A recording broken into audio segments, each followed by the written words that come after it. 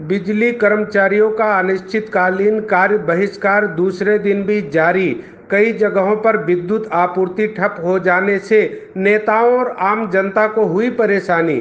ऊर्जा लगने के शीर्ष प्रबंधन पर हटवादी रवैया अपनाने का आरोप। विद्युत कर्मियों के लिए पुरानी पेंशन व्यवस्था लागू की जाए। बिजली कर्मियों की सुरक्षा हेतु प्रोटेक्शन एक्ट लागू किया जाए।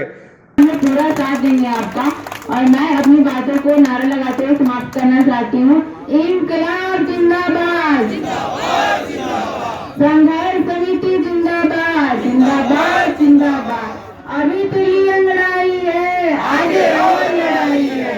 अभी तो ये लड़ाई है, आगे और लड़ाई है। संघर्ष समिति जिंदाबाद, जिंदाबाद जिंदाबाद। तानाशाही नहीं चलेगी, नहीं चलेगी, नहीं चलेगी। निजीकरण हो बर्बाद, हो बर्बाद, हो बर्बाद। इंकलाब जिंदाबाद।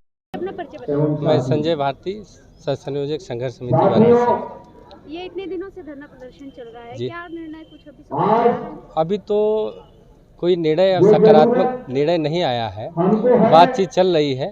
लेकिन मैं ये कहूँगा कि ऊर्जा प्रबंधन का ये फेल्योर है। हमारा ये कार्यक्रम जो 15 सूत्री मांगों को लेकर के है, लगभग 30 दिनों से चल रहा है।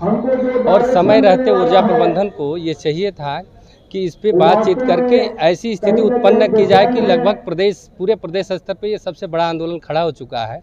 कल मशाल जुलूस का कार्यक्रम आपने देखा है और ये नकारात्मक कार्यशैली ऊर्जा प्रबंधन की है और उसकी असंवेदनशीलता है, जिसकी वजह से पूरा प्रदेश आज अंधेरे में होने की स्थिति में है।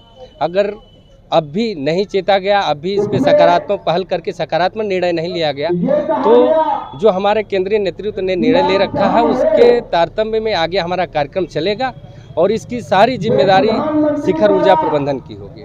कल आप लोग 7 मार्च को निकालना जी। और अभी इतने दिनों से धरना प्रदर्शन कर रहे हैं, क्या आपकी बात शासन तक पहुंची है? यही दुर्भाग्य है कि ऊर्जा का जो शीर्ष प्रबंधन है, हमारी जो बातें हैं, जो हम कहना चाहते हैं, वो सरकार तक सही तरीके से नहीं पहुंचा रहे हैं। कहीं न कहीं जो ये प्रदेश और देश की जो लोकप्रिय सरकार है, इसकी इमेज खराब करने का प्रयास किया जा रहा है और कर्मचारियों को उग्र करके एक बड़ा आंदोलन खड़ा करके सरकार की छवि को आम जनता में खराब करने का प्रयास ये ब्यूरोक्रेट्स कर रहे हैं। हमारी बातों को अगर सरकार तक सही तरीके से पहुंचाई जाती तो सरकार अच्छी है, हमारी बातों पे सकारात्मक पहल करके इसका सही अब तक समाधान भी हो गया होता। लेकिन कहीं न कहीं इसमें कम्युनिकेशन गैप है, सरकार के बीच में सारी स्थितियों को स्पष्ट नहीं किया जा रहा। आप अपने स्तर से कितना कोशिश की सरकार तक अपनी बात पहुंचाने की? जो संवैधानिक तरीके से, जो संविधान ने हमें अधिकार दिए हैं, लोकतांत्रिक तरीके से हमने ध्यान आकृष्ट कराने का, प्रबंधन का, सरकार का, आम जनता का भी ध्यान आकृष्ट कराने के लिए हम लोगों ने कल जुलूस निकाला था। आम जनता भी देखे कि हम किस लिए आंदोलन कर रहे हैं, किसके लिए आंदोलन कर रहे हैं।